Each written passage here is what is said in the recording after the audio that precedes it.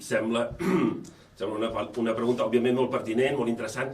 Qualsevol demòcrata europeu em sembla que té l'obligació d'intentar evitar que hi hagin governs d'extrema dreta en els seus respectius països, d'intentar-ho democràticament, òbviament. I, per tant, em sembla que si vostè fes aquesta pregunta a qualsevol demòcrata de qualsevol país europeu i li preguntés sobre si permetrà, facilitarà que hi hagi un govern d'extrema dreta en el seu respectiu país, qualsevol d'aquests demòcrates li contestaria el mateix que li contestaré jo ara, i és que és evident que nosaltres, en cap cas, ni per acció ni per omissió, no facilitarem un govern d'extrema dreta en l'estat espanyol.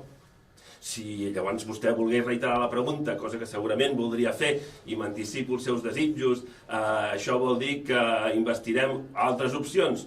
Òbviament preferim investir altres opcions que no investir un govern d'extrema dreta. Això vol dir que li regalarem el nostre suport, els nostres vots, el nostre... No, vol dir que nosaltres no facilitarem un govern d'extrema dreta. Ara, això sí, serem absolutament exigents amb tota la resta de condicions, d'accions, de decisions que pugui prendre qualsevol govern que no sigui d'extrema dreta.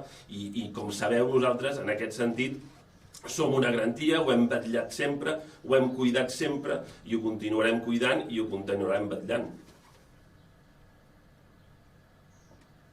Buenos días. Estamos convencidos de que si el Partido Socialista Obrero Español, el PSOE, pactará con Ciudadanos, por tanto estamos convencidos que el voto de los ciudadanos catalanes que vaya al PSC, que vaya al PSOE, servirá para hacer un gobierno del PSOE con Ciudadanos, y por eso estamos convencidos que nosotros somos una opción mucho mejor